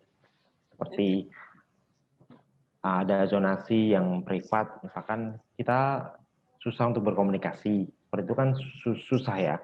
Jadi kita harus membuat konsep yang benar-benar mengakomodir semua kebutuhan. Contohnya ada orang mendengar, dia orang dengar, dan dia memasak. Nah, kemudian saat dia ngobrol dengan teman yang lain, ternyata kompornya meledak. Nah, harusnya kita membuat yang konsep seperti open space ya. Jadi kita bisa melihat orang yang berbicara maupun bisa melihat apa yang sedang kita kerjakan. Itu hal yang penting. Kan sebenarnya DeafSpace bukan untuk tulis saja, tapi bisa digunakan oleh orang dengar. Begitu jawaban dari saya. Okay, thank you so much, Bu Rahmita, for your answer. Actually, we have one question. I think it's specific to Bu Rahmita from Ibu Afianti Arman. She asked, is there any institution in Indonesia that oversees the implementation of DeafSpace in public spaces, not only through consultation, but also supervision and warning if the prerequisites are not met?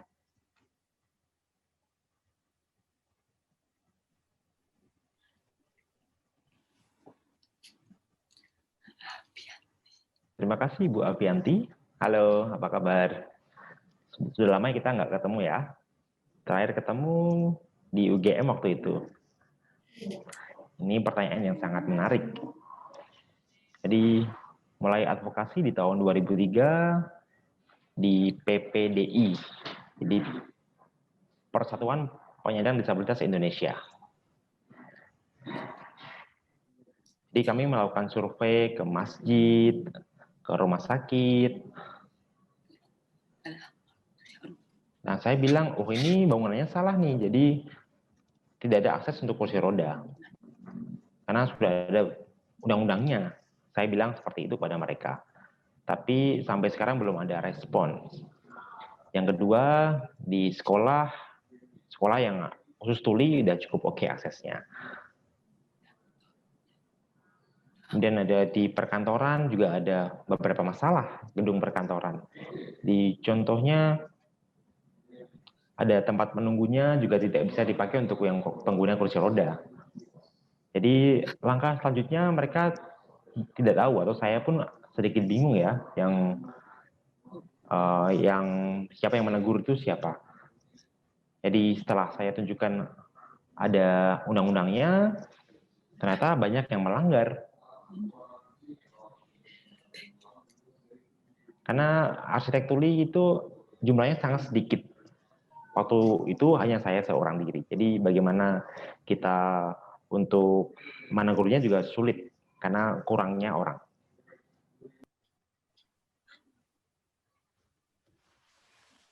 Yes, thank you so much, Bu Rahmita. Yeah, I think we still have a lot of work to do, so much work to do here in Indonesia. I mean, we start from Jakarta first, but it's still a lot. Actually, we have questions from Ardiano. I think it can be addressed to both of Hansel and Bu Rahmita. He asked, what are the difficulties of implementing the DeafSpace in built and limited narrow space, which are very common in an urban context like Jakarta? I mean, maybe Hansel would like to give your insights about. I think Washington DC is also a quite complex and narrow city. I mean, you can give your advice or insights to us architects here in Jakarta or governments to like, so we can understand more about the needs for people in general. Yeah. It's a really, really good question. Jakarta will be much denser than Washington, D.C., I assure you. But here, you know, we do have a development pattern in the way that land is used in Washington, D.C. is predominantly long, narrow spaces. So houses are predominantly row houses. And in the United States, you know, is probably, I think my house is probably maybe 3.5 meters, no, probably 4.5 meters wide. So, you know, the spaces tend to be fairly narrow, but you know, that's a social grouping. On streets where things become very narrow, what we've tried to do is create zones. So in the public realm, let's say the narrow space between a public street and a building facade that needs to be shared with retailers, with other people walking. There are other barriers like trees and fire hydrants and lampposts. What we're trying to do is create zones to where one zone is the color of the concrete and the texture of the concrete or the surface suggests a very different kind of free movement zone. So we call that the barrier-free zone. Then there will be areas, then there's a mixed use zone. And in that mixed use zone, or that what we call a shoulder area, like a shoulder area, is an area in which you would locate all the other elements like the street furniture, trash cans, lighting, signage. But within that zone, we're creating areas that intentionally foster a place to pull off and have a conversation. And we do this quite often now, where they're well lit they're not just above, but lighting that is is good lighting for sign language. So that would be strings of lights. You saw the one diagram, I think, Rajita, you presented guidelines that we are using on the street sidewalks to create conversation areas so that those conversations can happen outside of the free movement spaces is one of the ways in which we're just creating different zones within those narrow areas between streets and facades. That's probably the highest impact way we're going about that. Okay, Hansel, thank you very much. That was very insightful. Okay, maybe right now Bu Rahmita would like to answer the questions in case in Jakarta, for Jakarta. You know, like we in Jakarta have such a crowded area, for example, like Cikini. Maybe you have done so much research. I mean, have the research got there? I mean, to like some kind of to create the DeafSpace in that kind of like crowded area like Cikini, maybe.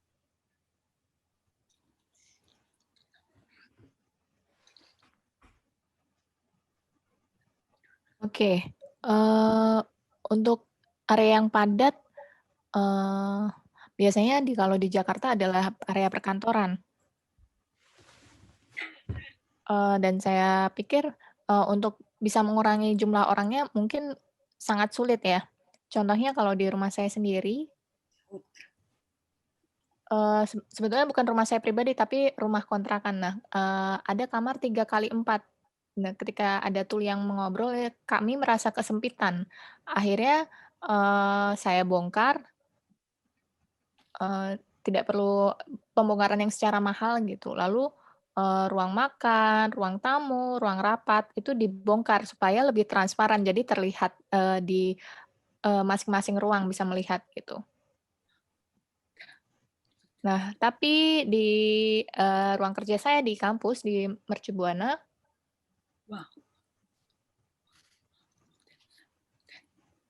jadi apa namanya, kalau misalkan terlalu dibuat mirip kamar mandi itu kurang baik ya. Lebih baik kita tetap bisa bertatap mata meskipun di ruang masing-masing. Nah, jadi didesain supaya bisa lebih leluasa seperti itu, tidak terlalu sempit. Nah, kalau misalkan ada pedoman mungkin kalau misalkan bisa dituliskan pedoman mungkin saya bisa menuliskan. Karena Kementerian PUPR sendiri mungkin sulit sekali untuk bekerja sama.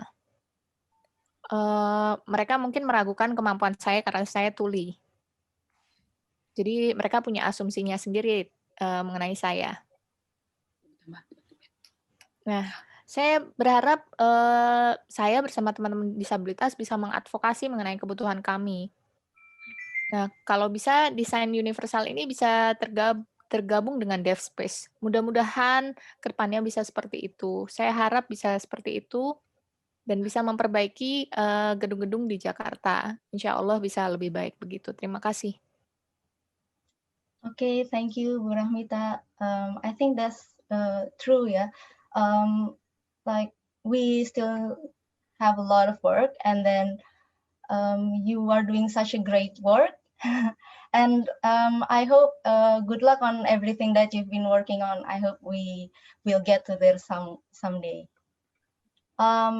Actually, we have a questions from Malaysian Federation of Deaf. I think he would like to ask the questions live. Can we get him live?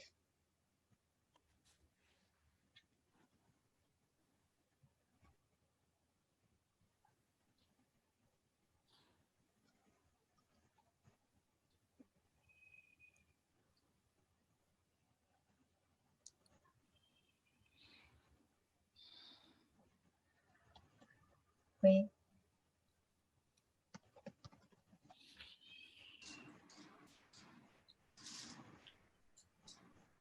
Mbak, itu Malaysian Deaf loh, Mbak. Lebih baik video.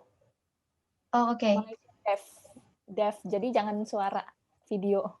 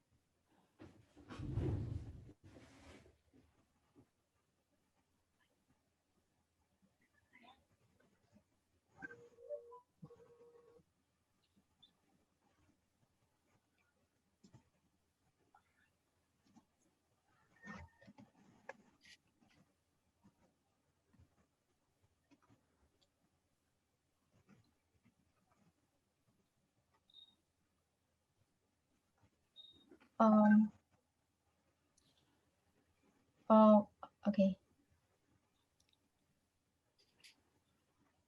Oke, maaf saya kurang paham caranya seperti apa. Oke, perkenalkan nama saya.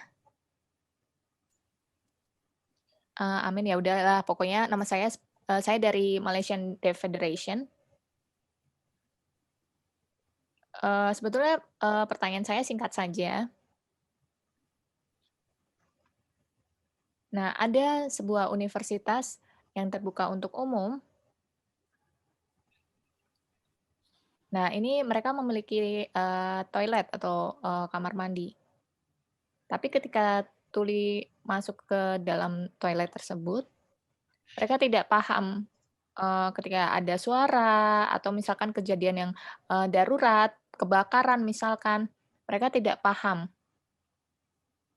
Nah, karena dia ada di dalam WC. Nah, kira-kira bagaimana caranya supaya orang tuli yang di dalam toilet ini bisa tahu situasi emergensi di luar, begitu.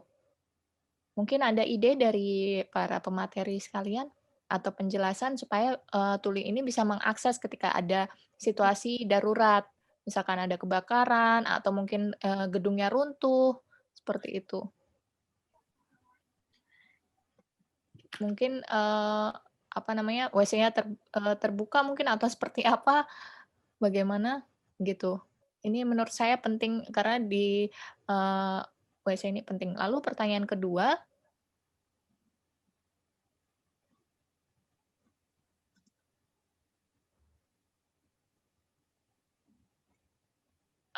ada juga tuli yang bertubuh kerdil. Jadi dwarf deaf gitu. Jadi tuli yang bertubuh kerdil. Nah, untuk bisa meraih ke tempat yang lebih tinggi itu kan sulit untuk mereka kan. Nah, mereka tuli dan juga tubuhnya kerdil. Saya pikir itu juga harus dipikirkan juga. Seperti itu. Terima kasih. Oke, Bu Rahmita mau jawab langsung boleh? Ya, boleh. Iya, terima kasih Ibu Amy. Halo. Teman lama saya di Malaysia. Sudah pernah terlibat di pelatihan di University of Malaya di Malaysia selama 1 bulan mengenai toilet untuk tuli ini seperti apa. Nah, kalau untuk toilet mungkin kalau mall, rumah sakit dan lainnya untuk tuli itu harus ada sebetulnya, tapi di buku memang belum ada.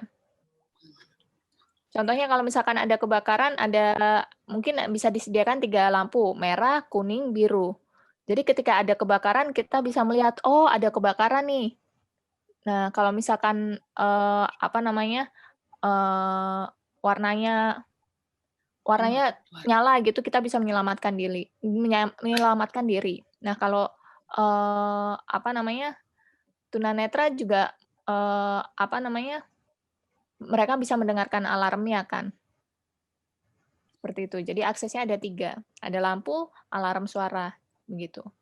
Nah, yang soal tuli yang kerdil mungkin serupa dengan orang-orang pengguna kursi roda. Seperti itu. Saya pikir aksesibilitasnya bisa disamakan dengan orang-orang yang menggunakan kursi roda. Begitu. Terima kasih.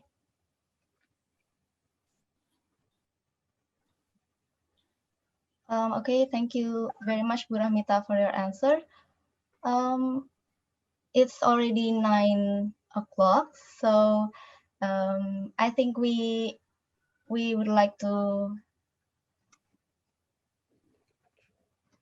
maybe Hansel want to add your answer about this. I mean, in case of emergency like fire, how would the design helps the deaf people to cope with that situation in case of emergency, and then how is the toilet design should be in case of if there was any people inside and then there is a fire or emergency situation.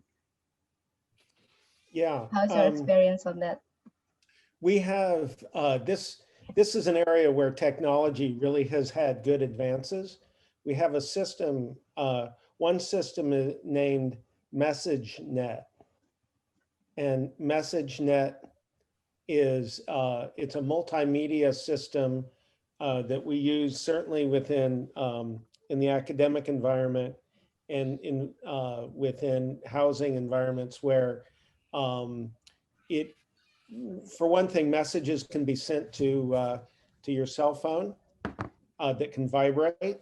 but we also send them to large screens in rooms, monitors, so there can be assigned communication as well as text. We have those same devices provide two-way communication, both again in video and text.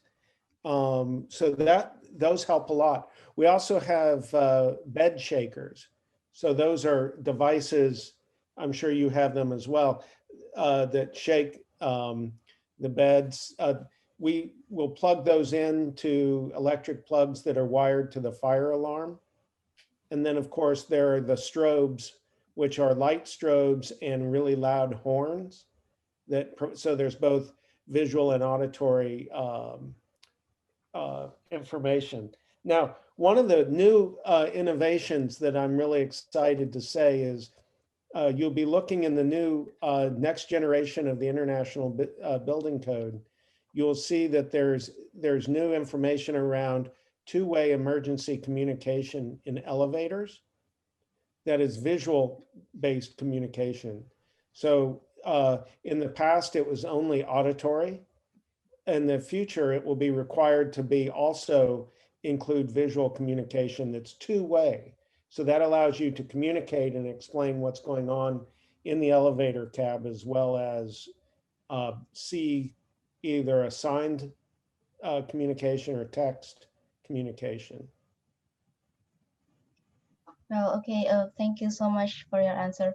I'm sorry, first, I want to ask you, can you be here? I mean, until what time can you still be here? Because actually, there is still some questions for you, or maybe you would like to answer this later on email or something. Unfortunately, I'm now late to my next meeting. Oh, okay, okay. I think we've gone over time, yeah? Yeah, actually, yeah. Maybe. I'm more than happy to address questions if people would like to send me an email or something. You have my email address. Okay. Maybe we'd like to do a group photo first. Yes, let's do. Yes. Okay. That would be wonderful. Should everyone turn on their...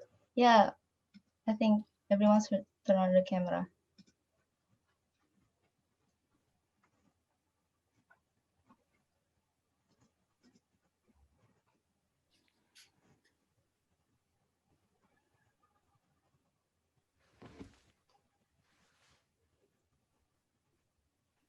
It's so nice to get to actually see everybody. Yeah. Iya, siapa? Yang moto siapa yang moto? Aku. Itu. All right. So is everyone here already? I think we have 2 slides. Okay, I will take a picture for the first slide. Okay, wait.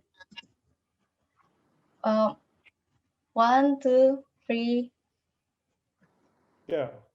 Okay, and then now the second slide.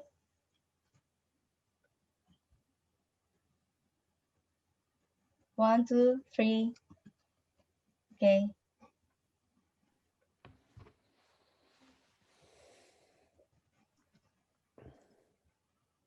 Okay, Hansel, thank you. Actually, I'm going to read the conclusion first. Is it okay? Or you need to leave immediately? Soon, yeah. But go ahead. Oh, okay. So I think I want to summarize the webinar today from Ibu Rahmita and then to Hansel Baumann. From Bu Rahmita, the total population of disabilities in Indonesia is quite large. Of all populations here for deaf, and deaf space design is actually an architectural concept that is sustainable because it can be implemented not only for the deaf community but to all people in general. And then the deaf space design is focusing on all sense, not just the visual, but also the sensory, and then the visual and everything. So in Indonesia, we still need a lot more detailed standards, not only visual aesthetics, because with the more specific standards and detailed standards, we can then see what the deaf people really needs, and then we can apply the DeafSpace design principles in a really good way. And for Hansel, we all know now that building is a part of human identity, and then deaf experience is in our world now, it's actually a very visually centered, but actually because building is about experience, it's not we have to focus not only creating something visual, but also like something empathetical, and DeafSpace could make us realize that communication is a really important part of a building, so we have to really pay attention to that. And we have to focus on the visual barriers too, because there's this importance of visual connection in the design of space, especially for deaf people. And most of the time the problem is in the design process. So whether we want to implement this in the USA or in Indonesia, I think from the presentation we can see that in every places, in every culture, the problem is in the design process. So how we could, as an architect, could see the needs for deaf people, and how do we translate what they need to really more adaptable buildings for them and for all of the people too. It's actually, there's a texture, light also, and then apart from the visual. So the texture and the light is also deep within the deaf experience. So I think that's quite the summary. Yes, well Yeah. done. Okay. Thank you so much, Hansel Baumann and Bu Rahmita, and all the panelists. Maybe the questions that are not answered, we will send it to all attendees via email later. Okay. Okay. Sounds great. Bye-bye. Bye-bye. Happy birthday, Arkitekton. Happy birthday, Arkitekton. Amin. Yeah, we are 25 years old. Thank you so much. Thank you, Bu Rahmita. Thank you, Hansel Baumann. Thank you, everyone who has been Bye-bye, participating. everyone. Thank Bye. you. Thank you. Mati-mati.